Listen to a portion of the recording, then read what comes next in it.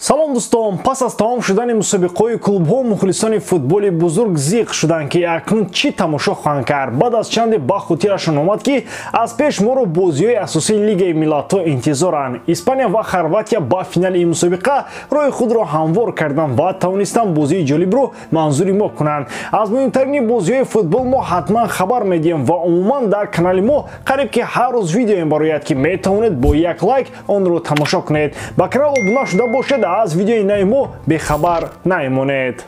Дӯстон, бозиҳои мунтахабҳо дар ҷӯшу хуруш аст ва шумо метавонед ҳамаи рақобатҳоро бо сарпарасти видеои мо ширкати 1x бозам ҷолибтар гардонед. Дар он ҷо регистратсияи осон, пур кардани маблағ аз томи гӯшаву канори дунё, вале аз ҳам муҳим бонус то ҳаҷми $100 дар аввалин пардохт бо промокоди AMG 0777 ссилкаи бозӣ дар комментарияи ин видео. Дар бозии финалии лига ҳисоби рақобат 0-0 буд ва дар 120 дақиқа дастҳо ба дарвозаи ҳамдигар гол назаданд. Аммо рафти бозӣ аз нигоҳи тактикӣ ва омодашавии дастҳо ба рақобат ҷолибияти хуса дошт. Ҳар дуи тим ҳамдигарро хеле хуб омӯхтанд. Аз ин лиҳоз дар финал мо бозии кушодро надидем. Аз финал чунин рақобатро интизор будан кори дуруст нест. Финал ҳақ дорад ки ба дилхош шакл сурат гирад. Чӣ магар финали Лигаи Чемпионҳо пур аз ҳуҷуму голҳо буд? Албатта ки не. Дар финал нархи як хатои кӯчак хеле гарон аст. Онро баъдан садсолаҳо ҷуброн карда намешавад. 120 дақиқа ин бозӣ бегол сурат гирифт. Корту пеналтиҳои дӯстдоштаи хорватиё расид. Онҳо аз аввали бозӣ дидаву дониста махсус барои рафтан то силсила пеналтиҳо бозӣ карданд. Хорватия шояд ягона дастае бошад ки дар силсила зарбаҳои пеналти дастаи фаворит аст, аммо ҳамаи чиз анҷом дорад. Ниҳоят мо Хорватияро дидем ки дар финал дар силсила зарбаҳои пеналти мағлуб шуд. Аҷиб ин ки ҳатто дар ин пеналтиҳо ҳам имконияти ғалаба барои хорватҳо буд. Аз Испания Эмерик Лапорт хато зарба зад ва ин имконияти олӣ барои ғалаба шуд.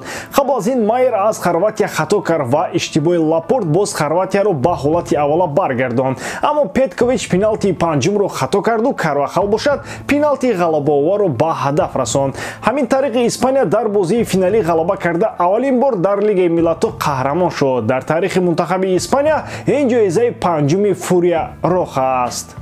ҳамин номи Эйнштейнро ки ба сармураббии мунтахаби Тоҷикистон Петр шогирд мондааст. Охир Эйнштейн яке аз IQ-ҳои беҳтарин дар таърихи инсоният дошт. Ӯро метавонанд аз вазифа барканор кунанд. Агар аз нигоҳи мухлисон ин суханро гӯем ба таври зайл хоҳад буд. Ӯ бояд аз вазифа барканор гардад. Хештаги Петр Аут мавқеи худро дар Инстаграм бештар карда истодааст. Шахсеро ки Эйнштейн ном мебаранд, ӯ бояд ба ягон кас иҷоза надиҳад ки идорааш кунанд. Ба ҷои ӯ ҳайят маълум намоянд ва умуман ӯро бозичаи дастаи худ кунанд. мусобиқаи кафа ки аслан як марҳилаи омодашавӣ ба чемпионати Осиё аст, барои Эйнштейн аз Алиэкспресс хеле ҷиддӣ қабул карда шуд. Маҳз ҳамин қабули ҷиддӣ ба натиҷаи паст овард. Гуфта мешавад ки барои аз вазифа канор гузоштани мутахассиси хорватӣ Федератсияи футболи мамлакат вазифадор мешавад ки ба ӯ $70,000 бидиҳанд. Рости ин маълумоти насанҷида аст ва намедонам то кадом андоза дуруст аст, аммо агар ин гап асоси воқеӣ дошта бошад, дар назди федератсия интихоб аз ду меистад: ё шармандагӣ дар чемпионати Осиё ва $70,000 дар даст ва ё сур кардани шогирд ва додани ин пул ба ӯ. Бовар кунед, агар мухлисон ду-се бозии дигари мунтахабро зери роҳбарии шогирд таваҷҷӯҳ кунанд, худашон ин миқдор маблағ ҷамъ карда Пётрро гусел мекунанд. Шояд дар архитектори ӯ беҳтар бошад. Рубен Невеш ба дастаи Ал-Ҳилоли кишвари Арабистони Саудӣ мегузарад. Ал-Ҳилол ва Вулверхэмптон аллакай дар ин масъала ба мувофиқа расидаанд. Худи бозингари португалӣ ин гузаришро ягон хел то ҳол шаҳр надодааст. Дастаи арабӣ бо нимҳиматгар шартҳо ва талаботҳои қарордодро муҳокима накардааст. Маълум нест ки маоши бозингари мазкур дар Саудӣ чанд қадар хоҳад буд. Айни замон танҳо ҳамин маълум аст ки Ал-Ҳилол ба Вулс €47 миллион пардохт хоҳад кард.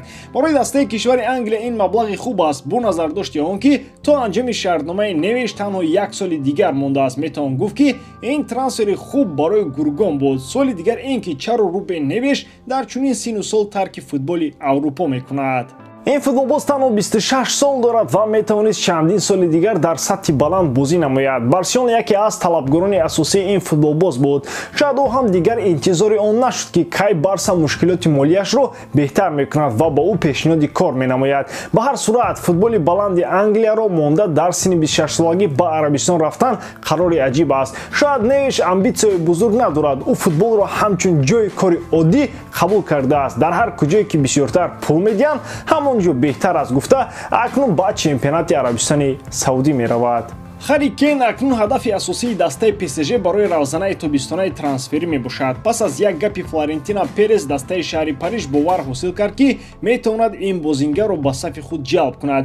Перес ишора кард ки Хосело охирин трансфери Реал дар мавсими ҷорӣ хоҳад буд, яъне Реал Мадрид аз мубориза барои Харри Кейн берун мебарояд. Парижиё мехоҳанд мулкдори Тоттенхем Даниэл Левиро бо пешниҳоди пули калон розӣ кунанд. Кейн то соли 2025 бо лондониҳо шартнома дорад. Замони ӯ ба ваъдаҳои Леви бовар карду қарордоди дарозмуддат имзо намуд. Леви аз ҷумла ваъда дод ки агар пешниҳоди хуб ба даста шавад, Кейн фурӯхта хоҳад шуд. Леви ва Кейн ба ҳамдигар даст доданд, вале чунин суханҳо танҳо бо забон гуфта шуданд, онҳо дар ҳеҷ куҷо дарҷ нашуданд. ин маъноеро дорад ки Кейн шояд то анҷоми қарордодаш дар Тоттенхем асир бошад. Рафтан ба ПСЖ ба ӯ чӣ медиҳад? Худи ин футболбоз хоҳиши бозӣ кардан дар Премер-лигаро дорад.